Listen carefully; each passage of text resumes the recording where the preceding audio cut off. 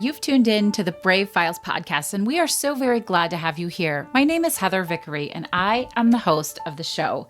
This week, we're talking to a woman whose mission is to help people discover their capacity for self-acceptance, self-appreciation, and achievement. Her incredible story of finding her own calling will help you look at your journey in a whole new light. Her life changed when she began to practice radical self-acceptance, and this concept might just change your life as well. The thing is, accepting responsibility is often our biggest resistance, so learn to let go. Accept where you are right now. Find the appreciation and the lessons learned, and break through so that you can continue to achieve. I am so excited to share this episode with you. And although this journey is deeply personal, you know that you don't have to do it alone, right? That's why we have the Brave on Purpose Facebook Collective. If you'd like to be surrounded by an entire community of people who are on the brave journey just like you, please join us. All you have to do is search Brave on Purpose in Facebook, answer 3 little questions, and you're in. I cannot wait to see you there. Accept, appreciate, and achieve. This is Heather Vickery, and you're listening to The Brave Files, stories from people living courageously. When we choose bravely in big and small ways, it powerfully elevates our lives. I hope these stories connect with you and encourage you to embrace bravery in every possible way, day after day. Together, we can build a movement of courageous living that enriches both our lives and our communities. And if you enjoy the show, I ask you to please share it with others. Maybe think of someone who you want to choose bravely right alongside you. Thanks for tuning in. Now here's the show. Hey everybody, this is Heather Vickery. Welcome to this week's episode of the Brave Files podcast. Today I'm talking to Susan Vernicek. She's a mindset mentor, identity energizer, author, and speaker. And her mission is to provide women with opportunities to discover their vast powers of self-acceptance, appreciation, and achievement. Did you hear those words already? Wink, wink, hint, hint. I'm excited to talk with her about how she came into this work and why it's so important to her. You might be surprised by the answer. Welcome to the Brave File, Susan. Oh, thank you so much for having me. I'm so excited. I'm excited to have you here. I love your energy. You're so much fun. Oh, thank you. I love what you're doing. I mean, your podcast is amazing. And it's just, it brings confidence. It brings, everyday, normal, like just real life. And it's just, it's a great support. Like I always feel like, yes, like I'm saying, yes, okay, I'm not alone. You know, it's just a great podcast. I love that. Thank you so much for saying that. Well, I am really excited. So one of my commitments here on the show, and you and I've talked about this in the past, is that we will tell a unique story every week. Even if there is some overlap or some similarities, we are going to talk about something that's totally different every week so that people get a fresh perspective. And mindset is something we've definitely talked about before. Mindset is so important and so powerful. But I invited you onto the show because I love the story of how you came to this work. Can you tell folks a little bit about your background and what led you here? Yes. Oh gosh, I'm blessed for the journey for sure. When I was young, like 25 years old, I'm still young. Over 13 years ago. You are still young. That was only 13 years ago. Shit, that was half my life ago. Not quite, almost. I turned 40 in October, so I'm excited. But I was, the whole after college, like, what do you do? Finding a job and whatnot. And I had a job. I was a graphic designer for a fitness magazine, and then they went under. And I was the creative director. I designed the entire magazine. It was awesome. It was a great experience, but he ran out of money. And so I then had to figure out what I was doing. And so I made the decision to travel and live in London. So I went with a best friend at the time, and we lived in a hostel, and I actually did graphic design work from a bunk bed until we lied our way into a bartending job and said we had bartending skills. And then I traveled. I went to Dubai, South Africa, freaking lived the best summer ever. Yeah. Yeah. I mean, it put me in debt, but it was well worth it. And I realized, though, in that summer that I wanted a life of passion and I wanted a life of freedom. And I met extraordinary people. I mean, they were selling cars, they were selling homes just so that they could travel. I mean, they were mopping floors. Like, we didn't care what job we had because we were just making money to go then travel France the next week, And that was just an amazing way of living. So eventually I had to come back home because I had school loans and all that kind of stuff. And so I cried for like 2 weeks while I was home, miserable that I had to move back home. I had no local friends because they were all either in Maryland or London and, had jobs and all that kind of stuff. So I couldn't find a job, had to hire a headhunter, found a job as a graphic designer for a medical company. And I can't even tell you that this was the most boring job. I mean, talk about going from one extreme to the other. And although I am grateful because where I am today is because of this job. And the company did some great things, but one of the job responsibilities, I had to manipulate faces in Photoshop. Okay. So why? Why did you have to manipulate faces in Photoshop? So part of this job, they worked with doctors and they worked with the FDA and passing studies and products and if they work. And so we were creating at the time these scales that this is years, like decades ago. So I know that everything is completely different, probably a different standard of quality and all that kind of stuff. But at the time, it's like if you go to a doctor and if you need reconstructive surgery or if you just want to get a nose job or get rid of crow's feet or breast augmentation, anything like that, we actually created these scales. So if I went into the doctor, he would whip out the scale from 0 to 5 and show where I am and where do I want to go. Oh, so you were manipulating the faces of the patients to show them what their face could look like if they had this surgery. Yes, but not like we were doing like random people. So so it came to be where, I was a guinea pig.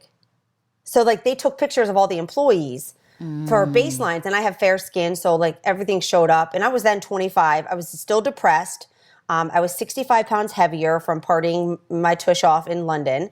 I was depressed because I was living at home. I was really throwing myself a pity party and blaming the world for everything. I was definitely in that mindset. And I also had a strand of depression and alcohol abuse at that time. And so now I get into work and they're like, oh, we're going to use your face as a guinea pig.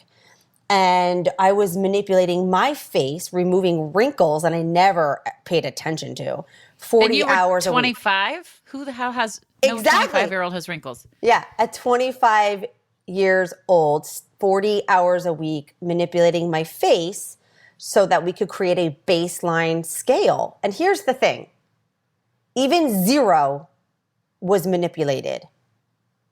So none of the photos, I know, none of them were even real. And so doing that and in the state that I was in, I would go home and I would stare in the mirror and I would cry for everything because I'm living at home, everything because I wanted to be back in London. And then I feel ugly because I'm removing wrinkles in my face every day in Photoshop and hated my job. And, I met great people there. I'm still really good friends with so many of the women that I worked with, but we're all in different jobs now. But the atmosphere was unappreciative. It was no teamwork. It was just horrible. It was just, was not what I wanted. It was so opposite of what I had experienced living in London and working. And it just really took a toll on my confidence and my self-esteem. And, I remember one day sitting there at my desk and I was manipulating my face and I'm like, what the heck am I doing? And then I said to myself, you're throwing yourself a pity party, but you have to accept responsibility that you are where you are because of all the choices that you've been making. And you have lived an extraordinary life. Like, who at 25 gets to go to a safari in South Africa and go to Dubai and go to France, you know? But I mean, was I think it that. sounds amazing, but that's a lot of privilege. Very lucky. Yeah. Yeah. And so in that moment, I remember feeling like this clarity of acceptance of responsibility. And I joined a gym again, and I started making a plan, and I created a passion project, and I needed an outlet where I could heal, I could share my story of not liking my job, not feeling like I'm in the right thing, and feeling like I'm alone in all these thoughts and, you know, of the unknown. And so I just created this passion project, which was the magazine, identitymagazine.net. Yes. And it just evolved from there. So like the passion project, eventually it was healing me, but it became yeah. Yeah. I love that. First of all, I really think it's incredibly self-aware at such a young age to recognize this was having that effect on you. Yeah. It's one of the things that I'm really grateful for. And I think because I grew up in such a diverse family. I mean, I didn't grow up in your traditional, we were poor. I mean, we didn't have money. My father had cancer several times. There was infidelity. There was infidelity. There was drug abuse. I had a sister who was murdered by an ex-husband. I mean, Jesus. We were exposed to a lot. And I think that obviously helped all of us. I mean, become brave, become open, become aware, become conscious. Obviously, we all struggled in our own way. And I'm so proud to say that everybody who is still with us today, we all have our own businesses, or we're retired, and we're financially stable, and we're mentally at new levels as a family. And it really is amazing. I'm very proud. It's incredible. You should be proud. That's a lot. I'm so sorry about your sister. Thank you. I mean, I'm the youngest of 7, so I was, I think, 1 or 2 at the time. Oh, wow. But so she was like old enough to be your parent. Right. So we all grew up in the same property. My father was 28 years older than my mom.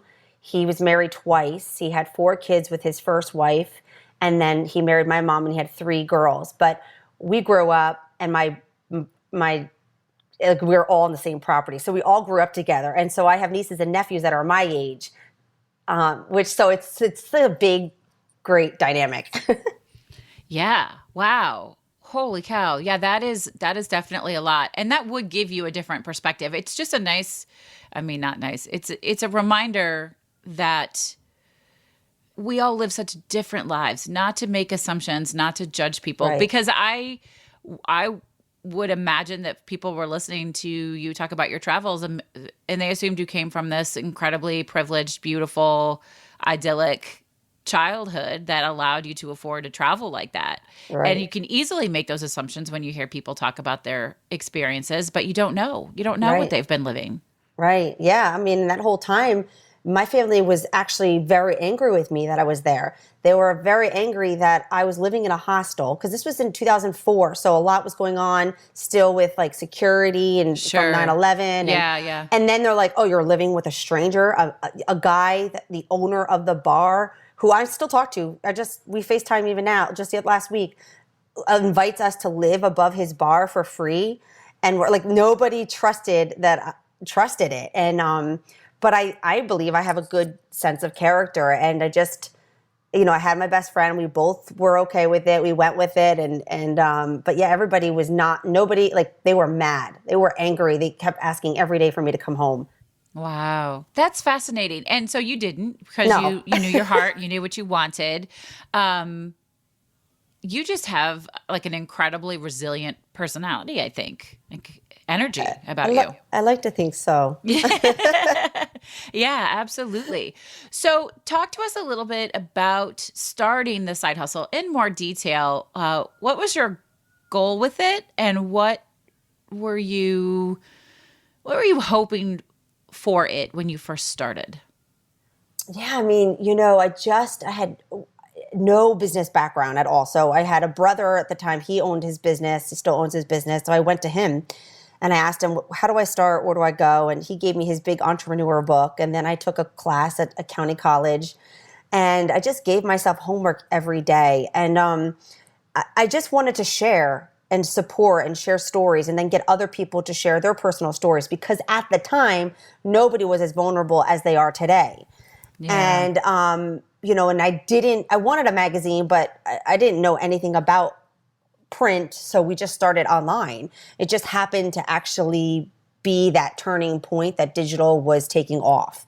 And so we ended up just staying online. And then, it just grew. I mean, it just turned into just people collaborating, asking for help, getting out there, networking. I'd get up in the morning. I'd stay up all night. I'd take lunch breaks and go to networking meetings or have phone calls in my car where I was working my 9 to 5. And I sacrificed a lot so that I could get out and move up and create my own career, my own life. I wanted flexibility. I wanted inspiration. I wanted motivation. I just wanted to be inspired, and I wanted good energy. And I just showed up every single day. And when you show up every single day, even if it's a small, small step, that compounds. And then you turn around and I'm like, oh my gosh, I've been earning a living on my own since 2006. Yeah. I love that you just said that. It does. Just a little bit every day compounds. That's such a great message. When I coach folks, that's just something we talk about all the time. Like, let's just do little things, because big things don't happen in big steps. Big things happen in little steps. And I love that you just kept putting one foot in front of the other and didn't even realize what you were building. Yes. Also, way to be ahead of the curve with an online magazine. I know. But it's so interesting because you get ahead, but it turns so quick. I mean, I felt like, and I still kind of, like, you're always introducing new things, and you're always evolving, and you're always pivoting. The one piece of advice that I never forget too is, like, a website and your brand is never done. You can get there, but you're always strengthening, you're always fine tuning, you're always tweaking, you're always growing and evolving. And so that really helped me too, let go of perfection and let go of fear and just keep showing up and trying to stay aware and pivot where I think I need to, and trust and believe in the process. I think that's really important. Absolutely. Trust and believe the process, that you will show up when and where you are supposed to show up. Right. Yeah. Wow. That's incredible. I mean, it's true. And I talk to people about that all the time. But again, at your age and your ability to know that was valuable to me, I think is shocking. So tell us a little bit about the magazine and sort of what's happened since you started it, and how is it impacting the lives of the women who are reading it? Yeah, I mean, so when I first started, I also found a therapist. I went to therapy to heal myself. And I also invested in a sales coach and a business coach. So I really went all in. Yeah, it's a big deal. Yeah, and I was rock bottom, and I didn't know where I was going, and I didn't really have support at the time. I mean, my family's always supported me, but you still feel very alone because you're doing something so different. And, absolutely. From your close friends and peers and all that kind of stuff. So I dove right in and I just served. And over the years, when I finally got to the point, one of my mentors said, you can't be a part-time entrepreneur.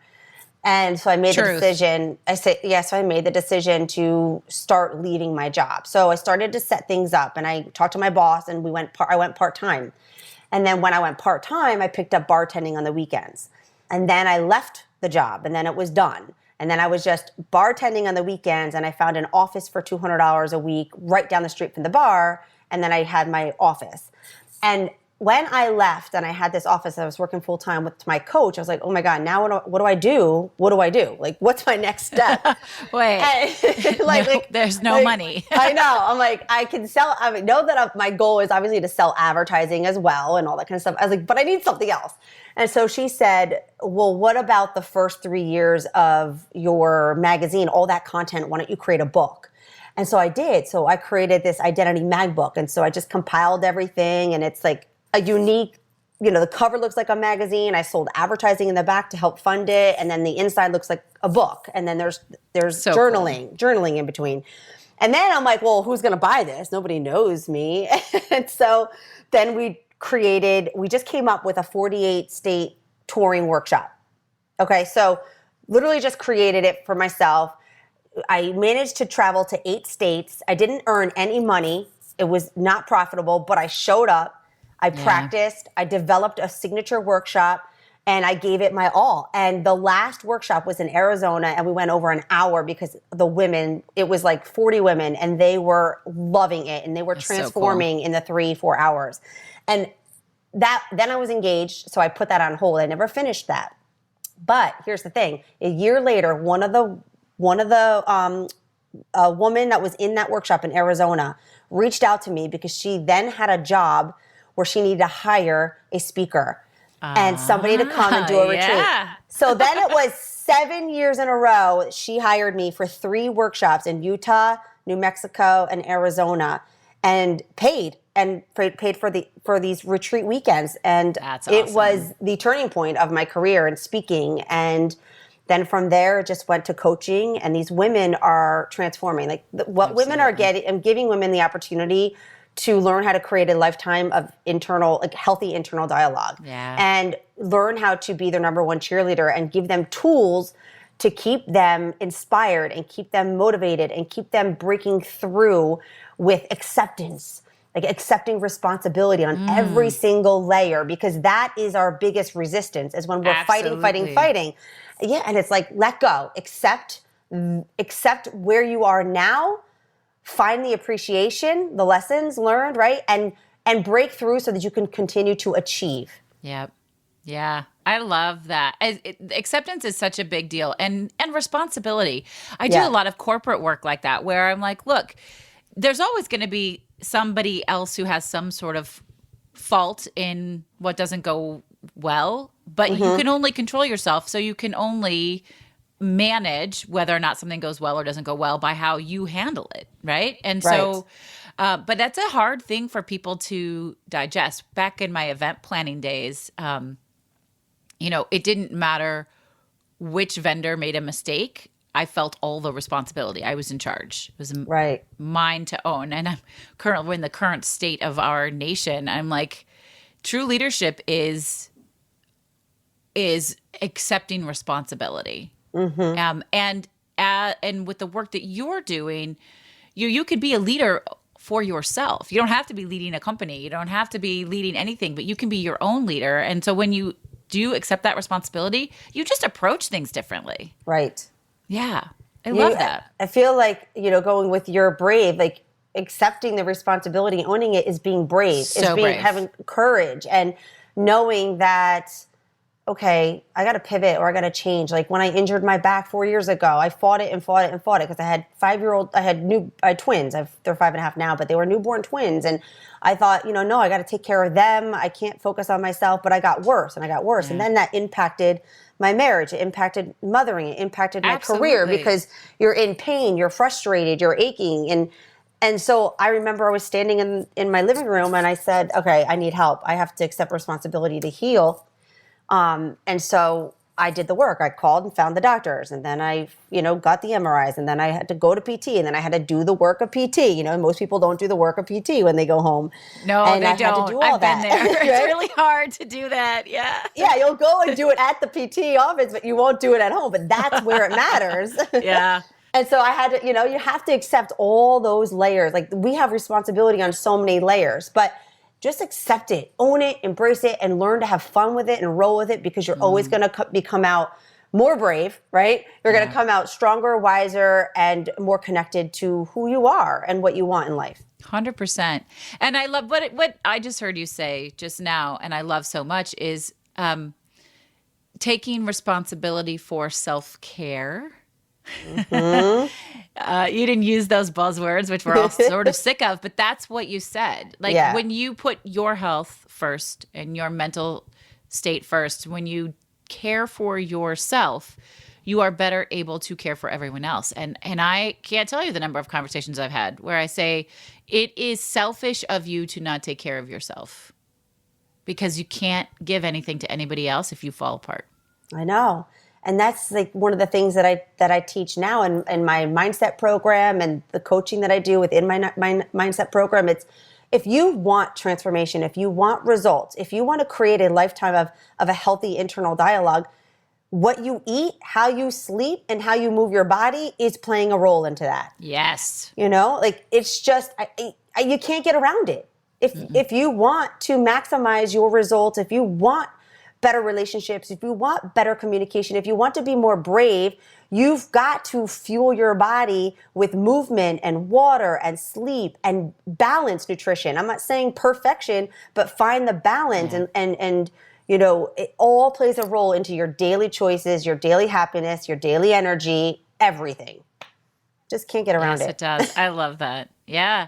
No, you really can't. And I several months ago, I did the 22-day food revolution, which was plant-based for 22 days. And so it's not vegan. I mean, it is vegan, but it's not vegan because vegans can eat, pasta and potato chips and sugar. So it was no sugar, no gluten, and everything was plant-based. It was much easier than I thought it was going to be. And when it was done, well, halfway through it, I got myself a Fitbit Versa, which is I like it better than what would be an Apple Watch. But then I have the Fitbit app. So I started tracking my calories and what was I doing. And when it was done, I introduced meat and dairy back into my life, but not at every meal and not full blown. But I'm so much more aware of how I feel and what I'm consuming. And again, it's that level of awareness and how much movement I have in my day, because it's really reminding me and pushing me. And so what I love about that and everything that you just said is you can put systems together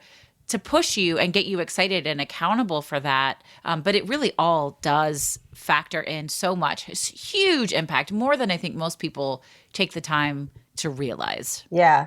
Yeah. For sure. My husband just went, for the new year, no meat. So his birthday, he turns 45 tomorrow. And that was his goal, no meat or crap until his birthday. And he just did it so easily. But we normally don't eat meat. We're really not a heavy meat family naturally. Yeah. But he says, I just feel like, because I asked him, I was like, well, do you feel like the difference? Because what I hear is like you do have more clarity and more energy. And that's what he said. He's like, I just feel like I don't experience all those lows anymore when I have a lot of meat or like tacos at lunch with his colleagues and stuff like that. He's like, I just have more consistent energy. And I'm like, exactly. That's what it's all about. Consistent energy. Yeah. And then paying attention. Yeah. Yeah. I love that. So tell us about the book you've written, or books. I don't know. Yes. Books. Yeah. Books. Yes. Oh, amazing. So what I'm focusing on now is I published in 2016, which I'm going to rebirth. I did Get All A's in the Game of Life. It's Insights Along the Way. It's the Entrepreneur Edition. So that one, and it reached Amazon bestseller, and it was congrats. Thank you. And it was a #1 for 2 weeks in gift ideas. So that was exciting. And what it is I went and I got all of our women like you and me, just everyday entrepreneurs, to submit their words of wisdom, advice, and tips for other entrepreneurs. And so I just put those into the book, and they're in the chapter of my Get All A's of acceptance, appreciation, achievement. So my inspiration was Chicken Soup for the Soul. But it's Get All A's. And so it's bite-sized. It's easy to digest. Yes. It's a great book to carry around or on your coffee table. You can pick up, whenever you want and use it as grounding message for the day. So now I'm birthing the Mother's Edition.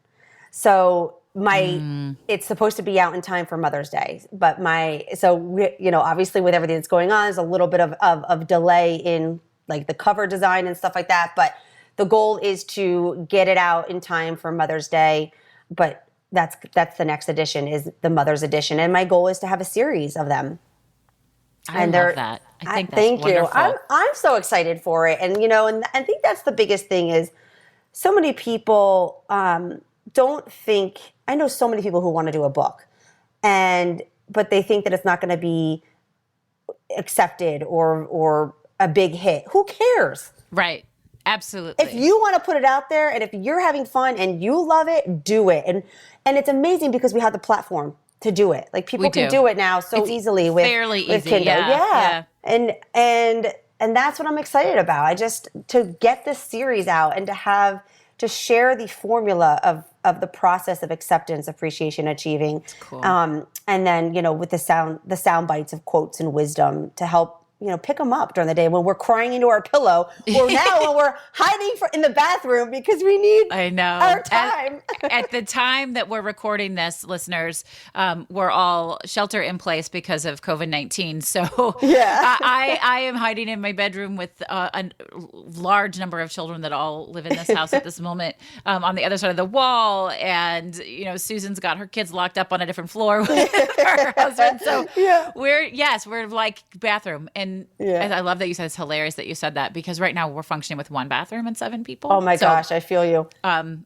Like, you can't hide in the bathroom because we're like, get out of the bathroom. Oh my gosh. Ridiculous. So I would go for a walk. Have you done any audiobook versions of your book? No, I haven't. I have not. I don't know if it would work audio. Or maybe podcast. I don't know. I am thinking, I do want to do a podcast. I might be coming to you for some advice. It's in my Q3, Q4 business plan. Is to bring on a podcast. I could even see, because the way you describe the book is, like I said, short little snippets. So even if you were just reading snippets or like embellishing different snippets, if they were short 20-30 minute episodes, I'm always looking at, I want to go on a walk, I want something short and bite-sized, so that's gonna lift me up and get me excited. And that sounds like something I would totally tune into. I'll bet my listeners I would love too. it. Yes, I love that idea. Like, I can open up the book, I can share, like, say you have a quote and share that, and then I can expand a little bit on that. And then it'd be done. I love that. Ooh. Yeah. And I'd be happy to help you. So if you are looking for some podcast coaching help, hit me up. It'd be fun. Awesome. I would love to know, we've had a number of writers on, and I have written a couple of books now, and my goal is to there are 2 specific books that I'm working on this year as well. We'll see. Mm-hmm. The months long shelter in place is messing with me a little bit. It's getting me out of my rhythm. But what was or is your writing process like? Oh my gosh. So the first books, so the way I dive into everything is that I just dive in. And I don't overthink. It's one of the things that I have on my side is that I don't overthink. I know that it's not going to be perfect, but I need progress and I need momentum. And so I just dive in. Even when I'm writing an article, I just dive in and brain dump what's coming to my mind. And then I can go back and kind of format. And that's what I'm doing with this book too, is I have the first series as a template. So it's a little bit easier now because I have a template in place. I just kind of re-niche, just making it more towards that niche and just changing some words and some structures. And obviously the quotes will be all different. But when I first did it, it was just start. I mean, just outline and do what you think. Just do what you think, and then you can go back and adjust. Absolutely. I did the same thing with my first gratitude journal, which was part book, part journal. When I did the kids and family one, same thing. I had a template, I had a format. I added it, I changed it to meet the needs of the kids and families, and I switch out the quotes. But a template is awesome like that. So how much time per day did you spend writing? Now I'm doing it every morning. I get up at 5 and I'm writing it and I'm trying to piece it together and then doing the layout and stuff like that. But at first, like the first book, there's not that much of my writing. I'm doing more of my story and writing in this series. And that's why I want to rebirth the entrepreneur, because I want to share more story form of my entrepreneurial journey. So kind of tie it a little bit in with more of like a chapter reading and then the quotes. So this time I'm just spending about an hour and a half every morning at it. Yeah. I love that. I mean, that goes back to what you said earlier, is little bite-sized things. And the next thing you know, you've done something incredible. So those of you out there who have been wanting to write something, if you just give yourself an hour and a half a day, that is enough time. It is plenty. You don't have to do, I know for a fact that Hemingway used to lock himself, travel and lock himself in a room for, months on end. You don't have to do that, folks. Yeah. You don't have to be, removed from the rest of the world in order to write. If that's what you want to do and you have the luxury of doing it, all power to you. But because you do so much work with mindset, Susan, which I love, and it's good timing. I don't know about you, but with shelter in place, I don't know if this will all be relevant when people listen to it in a few months, but I am finding that I have to use every tool and resource in my box. Everything Yes. I've coached people on for years, I'm like, pull them out. Okay, Heather, go for a walk, do your mantras, Yep. meditate, all of those things. Do you have any, specific daily rituals or non-negotiables that you do to keep yourself balanced every day? Absolutely. So the things that I do every single day is I work out. I work out and I get up. Now I get up before the kids, before anybody else can get in my way. The only person that will get in my way is me if I choose to hit the snooze button, right? So Yeah. I work out every single day. The one thing that I added, I work out every day. I watch what I eat for the most of the part, and I get sleep and I drink water. Like those are non-negotiables. Okay. Another non-negotiable is I never miss more than 2 days of being active.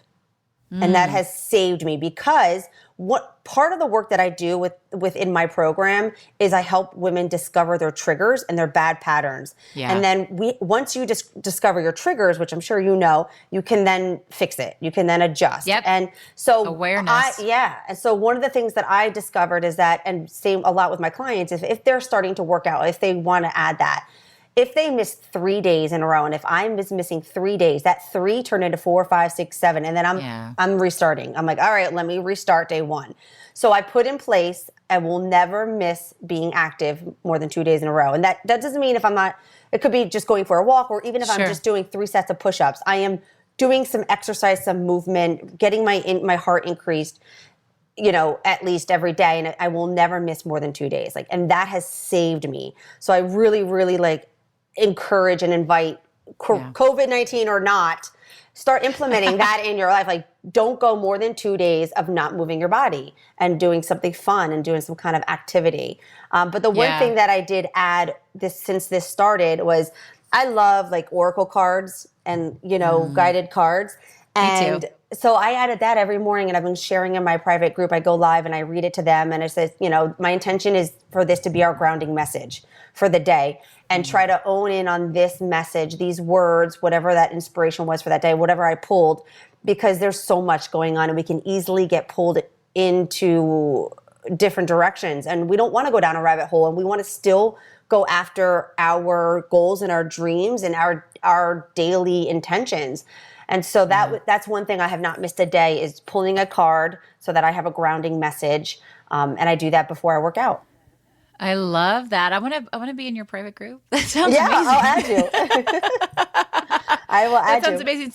Speaking of that, if people are curious to get their hands on your book or to learn more about what you're doing, what's the best way for them to reach you? The best way is just to go to SusanVernicek.com. So Susan, Vernicek, Vernicek.com, and you'll find everything there. Awesome. I'm giggling because we had to re-record the intro 4 times because my fuzzy brain couldn't get your name right. And then even when I got it right, I didn't trust myself. So. It's all right. Yeah, honesty and vulnerability, folks. Everybody listening out there, I get people all the time that say to me, how do you do it all? How do you have it together all the time? And the answer is I just don't. Right. I don't either. I don't. And anybody who tells you that they do is lying. Yeah. So don't believe that. I mean, this is the beauty. The beauty is our stumbles and our obstacles and our challenges. I mean, this is what creates us. And, I just love it. I love being authentic and I love being vulnerable because, that's when people feel normal. And I want people to feel normal. I don't want people to feel less than. And that's one of the things that I teach. Stop feeling less than. You are successful now. You are worthy now. That's right. Yeah, I do that work with a lot of folks. How can we prove that you are already doing these things? How do you, it's an interesting process to take people through because they're not aware. They don't know that they've done all these amazing things. And then I say, well, let's do that. One of my favorite exercises is I'll have clients list out all of their life's achievements from the little things to the big things. Do you really? Yes. Well, and then we go through the list and I ask them to. So anybody listening, you can do this for yourself. It's better to have a partner with it. It doesn't have to be a coach, but it could be anybody. And so I will read a thing and I said, I want you to listen as if it was somebody else that had achieved this. And I want you to give me one word to describe the person who would do this. And then we get this whole list of words and then I read the words and I say, that's you. And they go, oh my God. So amazing. I love it. So amazing. It's really, really impactful. It's one of my favorite exercises. And then we'll just, revisit those words whenever they need a reminder of who they actually are and what they've already done. I said, this is not what you want to do. This is what you've already done. Exactly. We do the same thing in my third module of my program is all about achieving. And that's the first thing. It's okay. Now I want you to go back as far as you can and list all of your achievements. What are you most proud of? What have you achieved that you're most proud of? What do you consider a success? And then we look at that, and we'll take it further with looking at the patterns and what did they do to achieve that, so that they can see the day-to-day work that got them there, right? Like even if somebody put graduated college, okay, well, what did you do? You showed up every day to go to class. You took exams. You studied. All of those little pieces to get you to achieve. Yeah, absolutely. I love that. Susan, I'm really excited to ask you this question. I would love to know, how do you celebrate big wins, little wins, throughout your day? How do you bring celebration into your life? So I end my day, and even throughout the day, like I'll like pat myself on the back. I have no problem patting myself on the back because I just let go of expecting it from other people or needing it from other people. And that was a big thing because I was always somebody looking for validation or looking to be accepted. And I only need to accept myself. I need to cheer myself up. And so at the end of the day, I always go over, okay, what did I accomplish today? I mean, one, I got out of bed because I don't know if we had this discussion, but when I totally counts. Yeah. But back in the day, before I was married and when I was going to therapy, I did not want to wake up. And I used to drive over bridges, wanting to drive over the bridge. And so that's a huge win, is that I decided to get out of bed. I decided to feed myself. I decided to brush my teeth. I decided to shower. So I literally, before I go to sleep, I run through my head all of everything that I did that day, everything from just like today, you're going to be in my list. Like this opportunity is a huge, like I'm going to go celebrate. Thank you. I'm so excited. And tomorrow somebody's having me on their podcast. I'm so excited. I'm so blessed. I'm honored. These are the things, but you've got to do it every single day. Take a moment and think about all that you accomplished. Like those are all your celebrations. It doesn't have to be something big. Getting out of bed is big. Getting out of bed is big, and taking care of kids is big, and being vulnerable is big. Being brave is big. Those are all things to celebrate. Loving, communicating, it's all big. And those are all things that you have to celebrate. And so that's what I do every night. And I also make sure that I laughed for the day. I told those that I love them. I hug my kids. I laugh with my kids. Like those are the important things. They are. I love that. And those are just really magical, beautiful, simple ways to acknowledge and celebrate. Celebration is such a powerful gift for all of us to bring into our lives. My own coach years ago said to me, I think celebration is a lost art in this generation and in the world right now. And I agree with that. It's so impactful. And it can be just such simple everyday things and rituals and whatnot. So I love that. Thank you for sharing all of those with us. You're welcome. All right. So I get to ask you one final question, one of my favorite questions, which is, what is your favorite charitable organization to support? I love One Simple Wish. So One Simple Wish I have known for years. And what I love about them is that you can donate. Kids list what they're looking for, kids in fosters or kids who might be struggling, families might be struggling. So they list things that they want, whether they want to go to the movies or they want to go out to dinner with their mom or they need a backpack for school, and you can grant wishes. And so I love that because it's a variety, it's, children, and it brings experiences and joy. And so they've been around for over 10 years, One Simple Wish. And I remember for my 30th birthday is when I started to give back every year on my birthday. I love that. Yeah, we do that too. Yeah, because I used to be so selfish. I used to just always think about gifts, and I admit it. Like I would be sad if I didn't get gifts. It was just ridiculous. But I've grown a lot. But on my 30th birthday, I started, for my birthday, let's just all come together and give back. And I did something for One Simple Wish, and we raised like $1,000, and we granted over 30 wishes. And I'll never forget it. And I just love that organization. Oh, Awesome. Well, thank you for sharing them with us. I think that we have lots of listeners who would be really into it. And just like I ask you guys every week, get to know them. Check out their social media. They'll be our charity of the week. We'll have links. And whether you have time, money, or just, energy, social media shares and likes to share, give what you can so that we can come together as a global community to enrich the world around us. We are in this together, folks, and we do not succeed unless we succeed together. So keep that in mind. Yeah. Susan, will you share your 3 words with us one last time? Yes. Accept, appreciate, and achieve. I love it. Those are amazing words. And I know that they're core to your mission. I am so excited to have had this chance to chat with you. I love your energy. I love what you're doing. I'm totally hoping to get into that private group. Yes, I will. And it would be fun to collaborate. Maybe there's an opportunity for us to collaborate and do some work together. I would love that. A good energy there. You guys, I hope that as you were listening to this, you got lots of little light bulb moments, and you're going to take some time to be really aware of how you move through your life and how you feel your best version of yourself. Susan gave you lots of little gifts there, so be sure to check her stuff out. And today, if you do nothing else, give yourself the gift of being aware of how it feels to move through your life and what you want to keep and what you don't. I hope that you'll just take that with you and then figure out what you want your life to look like and feel like every day, one little bit by one little bit. So thanks for being here, Susan. I love it. Thank you so much. I so appreciate you. I love your energy, and I'm excited. Thank you. Very good. Yeah, my pleasure. Thank you so much. All right, folks, if you love what we're doing here at the Brave Files, and I hope that you do, I would strongly encourage you to visit us at patreon.com and consider joining our Brave movement as a Patreon sponsor.